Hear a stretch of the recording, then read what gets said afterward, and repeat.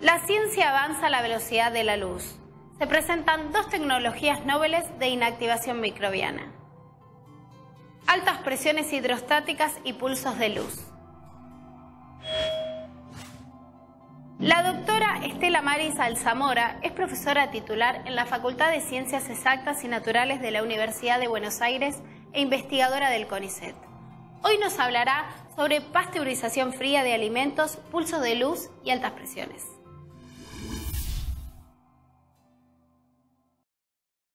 Buenos días a todos y en primer lugar quiero agradecer a Saporiti y al doctor Jorge Chirife por la invitación para participar en este evento tan poco convencional. Bueno, en los últimos 25 o 30 años se han estudiado en forma intensiva una serie de factores antimicrobianos no convencionales también para conservar alimentos. Por una parte, para responder a las expectativas de los mercados, que cada vez son más exigentes en cuanto a calidad. Y otra de las fuerzas impulsoras tiene que ver con la inocuidad. La inocuidad de alimentos es una preocupación cada vez más creciente a nivel industria y a nivel gobiernos. E incluso, aún en los países desarrollados, se considera que cada año, de acuerdo a las estadísticas, 1/4 a 1/3 de la población va a sufrir alguna enfermedad transmitida por alimentos. Dentro de estos factores no convencionales están los llamados factores no térmicos. ¿Por qué no térmicos? Pueden ser que algunos generen calor o que se usen combinados con algunos que producen calor, pero el modo de acción principal no es la elevación de la temperatura. Y en general conducen a productos de mucha mejor calidad que cuando aplicamos procesos severos térmicos de esterilización o de pasteurización. Acá tenemos un listado de los principales factores de estrés antimicrobianos, no térmicos. Los 3 primeros actúan a nivel de todo el volumen del alimento, y en cambio los 2 últimos tienen menor poder de penetración y actúan en forma superficial. Debido a la resistencia a estos factores de esporas, de enzimas y también de subpoblaciones de células vegetativas que son refractarias a los tratamientos, tenemos que pensar en desarrollar tecnologías combinadas con otros factores de estrés, ya sean tradicionales o también estos nuevos factores. Y hay varios arreglos posibles. 2 o más factores en simultáneo para inactivar patógenos y deteriorantes, 2 o más factores de estrés en secuencia, o lo que es más común, 1 o más factores de estrés para inactivar, dañar físicamente algunos microorganismos, y luego en modo secuencial 1 o más factores de estrés para prevenir crecimiento y supervivencia de células dañadas sublectalmente o de células remanentes resistentes. Uno de los que más se utiliza es el segundo arreglo, y uno de los factores de estrés más utilizado para la parte de almacenamiento es la baja temperatura. Entonces vamos a empezar recordando algunos conceptos de altas presiones hidrostáticas. De todos los factores no térmicos, la aplicación de altas presiones es la que verdaderamente ha tenido una adopción relevante a nivel industria. El proceso se aplicó por primera vez allá en el año 1895 a un alimento, y recién los primeros productos comerciales fueron largados por los japoneses, eran alimentos de baja acidez, presurizados, alrededor de un siglo después. A partir del año 2000, la cantidad de equipos de alta presión ubicados en las industrias ha aumentado en forma exponencial. Básicamente, el proceso consiste en someter alimentos líquidos y sólidos, envasados o no, a presiones isostáticas comprendidas entre 100 y 70 megapascal, lo que es equivalente más o menos a 1000, 7000 atmósferas. La presión se transmite uniformemente en todo el alimento, independientemente del tamaño, mediante un fluido hidráulico que generalmente es agua. Lo que es importante considerar es que el trabajo de compresión también incrementa la temperatura por un calentamiento adiabático en forma reversible. Cuando retiramos la presión aplicada, la temperatura vuelve a su valor original. Los modos de acción todavía no están bien dilucidados. En general, en células vegetativas, el modo de acción depende de la dosis. Empezamos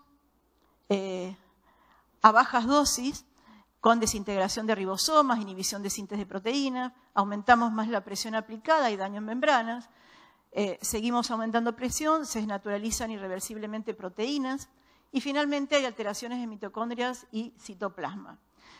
En cambio, las esporas bacterianas son totalmente barotolerantes y pueden tolerar presiones mayores de 1200 megapascales a temperatura ambiente.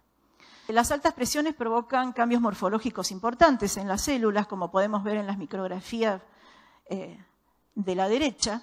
En un caso, Saccharomyces bailey y en el otro caso, Lactobacillus mesenteroides. En el primer caso, las células pierden la rugosidad superficial, presentan abolladuras, presentan disrupción de alguna parte del contenido celular. Y en el segundo caso, también vemos en la parte de abajo, que son las células tratadas, una dilatación de la región nucleoidea, zonas del citoplasma mucho más claras, y además no se alcanzan a ver en esta foto, pero hay disrupción de peptidoglicanos. Cuando nosotros aplicamos alta presión es importante considerar el efecto que tiene la temperatura. Nosotros sabemos que temperaturas entre 45 y 50 grados incrementan la velocidad de inactivación de vegetativos, mientras que temperaturas en el rango de 90 a 110 unidas a presiones más altas de 500 a 700 megapascales van a inactivar bacterias formadoras de espora. Entonces tenemos distintos tipos de procesos de conservación usando presiones hidrostáticas de acuerdo a la temperatura de trabajo. A 5 grados y a 40 grados tenemos en un caso pasteurización fría a altas presiones y en el segundo caso pasteurización asistida por altas presiones. Estos son procesos donde se trabaja a presiones relativamente moderadas, 400-600 megapascales, a temperatura ambiente o temperatura baja en caso de pasteurización fría, muy poco tiempo, inactivan enzimas y células vegetativas, deben almacenarse refrigerados. Hay muchos equipos industriales disponibles, el tratamiento está aprobado en Estados Unidos, en Europa y en otros países. Y en general hay un aumento muy importante de calidad en cuanto a flavor, color, textura, y la vida útil es más extendida que en el caso de pasteurización convencional. Y después, en el caso de esterilización asistida por presión, que es un proceso que se acaba de aprobar por la FDA en el año 2009, lo que se hace es aprovechar el calentamiento adiabático de la compresión. Entonces se parte de una temperatura más o menos de 100 grados, se aplica una compresión a altas presiones poco tiempo, la temperatura se eleva a 120, se mantiene el tiempo necesario para la esterilización y luego cuando se descomprime se enfría. En este caso los equipos industriales todavía no están totalmente desarrollados y lo que se provoca básicamente es una inactivación de enzimas y esporas. Calidad del producto mejor que en los procesos tratados térmicamente. Hay un montón de productos que están en el mercado tratados por altas presiones. Hacia fines del 2007 se había hecho un relevamiento y se había visto que a nivel mundial había más de 120 productos presurizados. Tenemos, por ejemplo, conservación de carnes curadas. Por ejemplo, en el caso de jamón crudo, se aplican 500 megapascales, pocos minutos. El tratamiento se hace después de envasar la feta. Estos tratamientos consiguen hacer una reducción importante de Listeria monocitógenes y además extender la vida útil. También se han tratado y están disponibles a nivel comercial carnes cocidas, jamón cocido, pollo asado, pechuga de pavo, etc. En el caso de las fetas de jamón cocido, la vida útil se extiende en forma refrigerada a más de 60 días. Después tenemos los jugos de fruta, donde se reducen hongos fundamentalmente y también E. coli, es muy sensible al tratamiento. Mermeladas, este es uno de los primeros productos que sacó Japón. Guacamole, otro producto muy exitoso y que forma parte de la historia de la aplicación de altas presiones. Acá en este caso es un producto muy requerido en Estados Unidos y en México por el sabor que tiene a fresco. Vida útil se extendió de 7 a 30 días en refrigeración. Se reducen varios patógenos y se inactiva la polifenol oxidasa. Bueno, comidas preparadas, y otra aplicación bastante exitosa en ostras.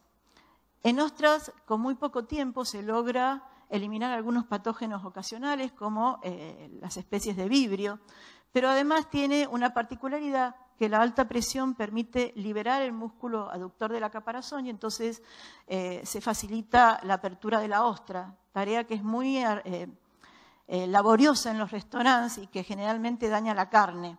Entonces es un producto muy requerido por los restaurantes por la fácil preparación. En general la ostra, antes de tratar, se le pone una franja amarilla y eso en el momento de consumir se saca y quedan separadas las dos partes de la ostra.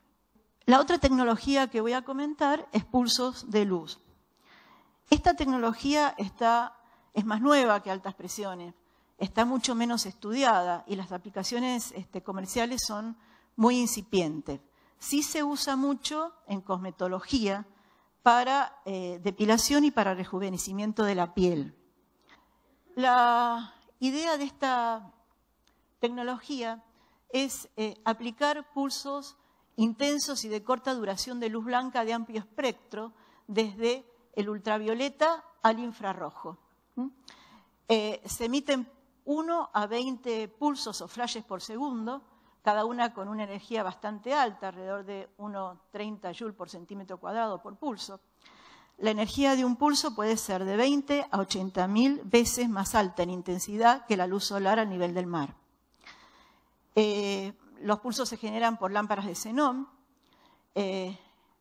Abajo vemos el espectro y en la zona del ultravioleta tenemos superpuesto el espectro de inactivación celular, que fíjense tiene justo un máximo alrededor de 254 nanómetros, que es justo la principal longitud de onda de la irradiación de lámpara de baja presión de mercurio, que es la que utilizamos para tratamientos de UV continua. Algunos dibujos, acá vemos dos equipos que se usan online en la industria farmacéutica para desinfectar superficies de envases.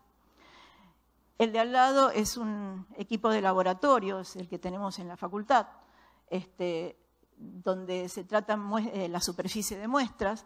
Acá al lado tenemos un equipo para tratar líquidos, la parte líquida circula por la parte anular, y abajo simplemente un esquema del dibujo superior, la lámpara va en la parte superior, acá tenemos una bandeja donde se pone la muestra, y la lámpara es refrigerada por un ventilador que también se arrastra el ozono producido por la emisión de la radiación. Modo de acción. Por un lado tenemos el modo de acción que ejerce la luz ultravioleta en los microorganismos, modificando el DNA fundamentalmente e impidiendo la reproducción. En esto, digamos, los pulsos de luz funcionarían lo mismo que la luz ultravioleta continua. Pero también el calentamiento temporario que se causa la absorción de luz y los daños a estructura y el problema del pico de alta potencia de la luz pulsada provocaría daños en estructuras, en membranas, sobre todo, y hay un problema de disrupción celular. Y esto lo podemos ver claramente en las micrografías de esporas de Aspergillus niger. Fíjense que la espora tratada está totalmente vaciada, muy deformada, y hay formación de cráteres. Las limitaciones de la aplicación de los pulsos de luz básicamente se deben al bajo poder de penetración. La interacción que ocurre entre la radiación y el medio de propagación y la muestra por distintos fenómenos hace que el contacto de la radiación con los microorganismos sea deficiente. Entonces, la dosis o fluencia que recibe el microorganismo va a depender de la distancia a la lámpara, el espesor de la muestra. En muestras sólidas el efecto va a ser superficial y en general vamos a tener mayor efectividad en superficies lisas y líquidos libres de partículas en suspensión. Acá vemos una curva de supervivencia de Aleciclobacillus acidoterrestris, donde vemos la diferencia en la efectividad si se trabaja en jugo de manzana o si se trabaja en agua peptona. La eficiencia es mucho mejor en agua peptona, que no tiene los sólidos disueltos y suspendidos del jugo de manzana. Y en general, algo que se ve en todas estas cinéticas de inactivación por pulsos, tenemos curvas no lineales, siempre con una cola importante, que puede estar causada por el difícil acceso de la radiación al microorganismo, pero también por la existencia de subpoblaciones resistentes.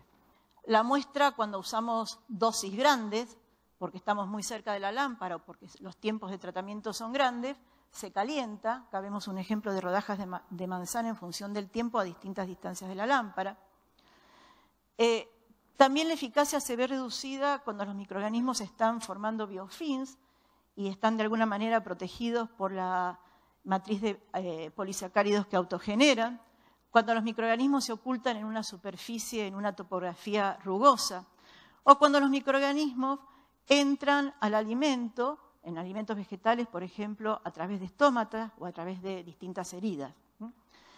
Y finalmente, hay problemas todavía que no están resueltos con la uniformidad del tratamiento. Esta es una curva espacial de distribución de fluencias en el equipo experimental que les mostré antes para tratamiento de sólidos, y fíjense que en todos los lugares de la cámara la fluencia no es uniforme, sino que tiene una zona donde la dosis sería mayor. Aplicaciones potenciales o algunas actuales: desinfección de aire y agua, inactivación de microorganismos patógenos y deterioro en alimentos fluidos, control de microorganismos en superficies, y acá la ventaja es el tratamiento del producto en su envase final, y como parte de métodos combinados de conservación. Hay numerosos estudios en bibliografía, por ejemplo, para descontaminar filetes de salmón crudo, pechuga de pollo deshuesada. En este caso, el grupo ahora está trabajando con equipos de planta piloto para descontaminar carcasas enteras. Para leche, se puede conseguir hasta 7,8 ciclos lot de reducción de Staphylococcus aureus, de acuerdo al número de pasadas por la lámpara y de acuerdo al flujo, a la velocidad de flujo de la leche. Y esto sugiere, digamos, que podría ser una alternativa para la pasteurización continua de leche. Frutas, champiñón, manzana cortada, jugos de fruta, cáscara de huevo. ¿Qué es lo que pasa con la comercialización de este tipo de tecnologías? Las investigaciones realizadas en los últimos años verdaderamente son muchas, pero todavía existen algunos desafíos desde el punto de vista de investigación que van de la mano con lo que es la adopción industrial. No hay estudios sistemáticos sobre el efecto de la dosis en inocuidad y en calidad, no solamente durante el tratamiento, sino también en la etapa de almacenamiento. No conocemos totalmente el modo de acción en los microorganismos. El modo de acción varía mucho también según el tipo de microorganismo. Y si nosotros queremos validar nuevos procesos con procesos tradicionales, tenemos que poder contestar cuál es el patógeno más resistente, cuál es la cinética de inactivación, cómo influyen los factores críticos del proceso, qué nivel de inactivación tenemos que poner, etc. En el caso de pulso, falta información, la literatura es insuficiente y no hay modelos cuantitativos cinéticos, por ejemplo. En el caso de altas presiones hay una literatura muy abundante, pero se requiere más investigación sistemática para una mayor aplicación industrial. En general son procesos menos robustos que tienen que estar muy racionalmente diseñados y además son muy dependientes del alimento, o sea, la influencia del tipo de matriz en todo, en la cinética de inactivación, en el comportamiento de los microorganismos en la etapa de almacenamiento, difiere mucho según el alimento que estamos utilizando. Y acá hay un punto que quiero destacar. ¿Cuál es la conducta microbiana en el almacenamiento? ¿Qué le pasa a los microorganismos dañados? ¿Se recuperan o no? ¿Cómo crecen los microorganismos resistentes? De acuerdo a la dosis que aplicamos y al tipo de factor que aplicamos, el microorganismo puede perder viabilidad, se puede simplemente dañar, o puede desarrollar mecanismos adaptativos que lo van a hacer resistente no a ese estrés solamente, sino a estreses heterólogos. Y entonces va a poder desarrollar. Prácticamente en la literatura hay muy pocos estudios de almacenamiento y estos estudios son esenciales. Vamos a ver un ejemplo. Estas son frutas cortadas, un ejemplo de frutas cortadas, y la matriz utilizada es manzana. Entonces vemos la respuesta de flora nativa y de microorganismos inoculados, vemos la parte de exposición, o sea, del tratamiento, y la parte de almacenamiento. Se colocaron las rodajas a 2 distancias de la lámpara y bueno, el almacenamiento fue refrigerado. Entonces, ¿qué vemos? Hay una reducción no muy grande, tanto de Escherichia coli como de Listeria inocua. No llega en general a más de 2 ciclos y un poquito más log. Sin embargo, en el almacenamiento, E. coli no creció, se mantuvo, o sea, en unos órdenes menor, no hubo crecimiento. Listeria decreció en número durante el almacenamiento y si miramos el comportamiento de flora nativa, y este es el control, y estas son las 2 condiciones utilizadas de dosis, vemos que aún a la dosis más baja el tratamiento fue eficiente. O sea que en este caso podríamos decir que aumenta la vida útil y que aumenta la inocuidad. Eso no es siempre así. Hay algunos microorganismos que en el almacenamiento crecen a menor velocidad que el control, otros que muestran una fase lag y después crecen en forma acelerada, otros donde el tratamiento incentiva el desarrollo.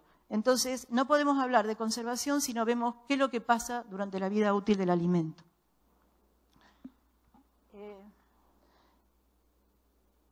Para poder, en realidad, desarrollar estas tecnologías en forma un poco más robusta, necesitamos entender la conducta microbiana, y eso es básico. Y hay muchas herramientas tomadas de distintas disciplinas que nos permiten aportar en este sentido. Y una de ellas ya fue mencionada por Cristina, las distintas técnicas ómicas, que me van a poder permitir evaluar la fisiología celular considerando todas las biomoléculas celulares. Y en este sentido hay un grupo ya bastante grande en Europa que está generando bases de datos de las reacciones celulares asociadas a las condiciones ambientales. Esto no está al alcance de todos y creo que va a llevar bastante tiempo para que se pueda implementar de manera habitual. Pero tenemos otras técnicas que son muy sencillas y que las podemos usar, aunque, igualmente nosotros que trabajamos en la parte de ingeniería y desarrollo de procesos. Una de ellas es la citometría de flujo multiparamétrica, donde vamos a obtener información sobre parámetros celulares evaluados a nivel de una célula individual y cuál es la distribución en la población microbiana. Las técnicas microscópicas, donde podemos evaluar los cambios nano, micro y ultraestructurales provocados por los procesos, y esto nos permite completar nuestra visión de los mecanismos de acción. Aplicación de métodos analíticos modernos, como por ejemplo FTIR, y microbiología cuantitativa. En este caso, si podemos modelar la conducta microbiana, podemos obtener, variando las condiciones ambientales, cuáles son los procesos equivalentes desde el punto de vista de destrucción microbiana y ver qué nos conviene entre esos procesos equivalentes, cuál es el que va a mantener mejor calidad. Esta es una aplicación de citometría de flujo multiparamétrica.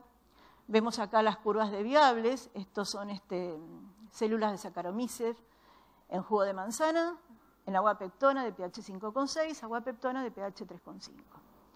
La citometría de flujo, rápidamente, para los que no están al tanto de la técnica, lo que hace es tomar una suspensión de microorganismos y los hace desfilar de a uno ante un rayo láser. De la interacción del láser con las células microbianas se pueden obtener parámetros celulares a nivel individual. En particular, las células se pueden teñir con fluorocromos que emiten fluorescencia y de acuerdo a su nivel de fluorescencia se puede evaluar el estado fisiológico.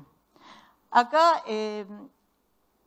digamos, los resultados se suelen expresar en forma de puntos, donde cada punto corresponde a una célula analizada.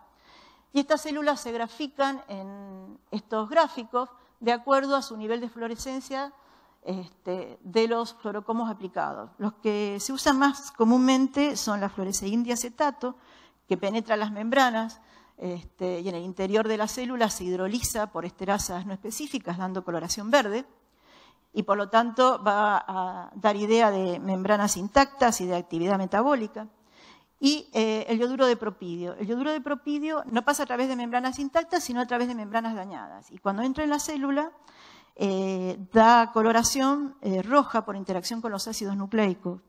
Entonces, si este gráfico de puntos lo dividimos en cuadrantes, en el cuadrante 1, en el 1 tenemos F de alto, PI bajo, yoduro de propidio bajo, corresponde a células que tienen esterasa activa y membranas intactas. El cuadrante 2 corresponde a células que tienen membranas comprometidas porque entró el yoduro de propidio, pero también tienen actividad de esterasa. Estas son las que nos preocupan porque son las células viables no cultivables. Estas células no dan recuentos normales, no forman colonias, pero pueden desarrollar actividad metabólica, producir metabolitos tóxicos, pueden recuperarse del daño infligido y pueden darnos problemas en la etapa de almacenamiento. En la parte 3 tenemos células donde las membranas están intactas, pero tienen también actividad de esterasa, pero no tienen FDA, probablemente porque la célula los expulsó al medio externo. Y en la parte 4 tenemos las células muertas, donde tenemos las células con la membrana totalmente dañada y ha entrado yoduro de propidio y además no hay actividad metabólica, no hay actividad de esterasa. Entonces, lo que hicimos en este estudio simplemente es ver cómo evolucionaba durante el tratamiento el estado fisiológico de la célula. Partimos de un control donde todas las células están con las membranas, en su mayoría todas las células están con sus membranas activas, enteras, actividad metabólica. Luego, a medida que avanza el tratamiento con un segundo, por ejemplo, empiezan a pasar al cuadrante último donde están muertas, pero por el cuadrante 2, que son las viables no cultivables. Lo mismo para las que están suspendidas en agua peptona y en jugo de naranja. Acá la diferencia entre las dos aguas peptonas es el pH. Entonces, ¿qué pasa con estas células que son las que nos preocupan? Si nosotros hacemos un sorting de esas células y las recogemos aparte y las subcultivamos, lo que vimos que en estas dos situaciones, estas células viables no cultivables crecieron a un nivel de 10 al cubo. Entonces, este tipo de tratamiento me puede originar algún problema y sí o sí, si yo estoy empleando esta tecnología sola, por lo menos tengo que aplicar 10 segundos de tratamiento. Aunque acá ya hubo una disminución importante a los 5 segundos, pero no me sirve. Para esto me dan una orientación los estudios de citometría de flujo. Y en la parte de microscopía, estas son las levaduras correspondientes al ensayo anterior. Y fíjense, tenemos 2 controles, 3 controles, y después tenemos células suspendidas en jugo o en agua pectona tratadas a distintos tiempos. Fíjense que esto confirma que el efecto de la luz pulsada es multiblanco. Tenemos células donde directamente todo el contenido celular se perdió, células que no tienen la pared, células con el contenido interno totalmente desarreglado. Para concluir, entonces, las dos tecnologías son muy promisorias, pero depende para qué. Desde el punto de vista microbiológico, las tecnologías pueden incrementar la vida útil, la inocuidad sin extender la vida útil, o ambos, incrementar la vida útil y la inocuidad. Para esto son necesarios ensayos de almacenamiento. La respuesta microbiana es muy dependiente del tipo de proceso y del producto. No podemos generalizar. Entonces, de alguna manera, para que la adopción industrial sea un poco más amplia, tenemos que tratar de hacer estudios más sistemáticos y tratar de utilizar todas las herramientas, incluso de otras disciplinas diferentes a la ingeniería de alimentos, que nos brindan otras disciplinas. Entonces, cuando más conocemos del modo de acción en los microorganismos, mejores van a ser nuestro diseño y más fácil va a ser la comercialización. Nada más.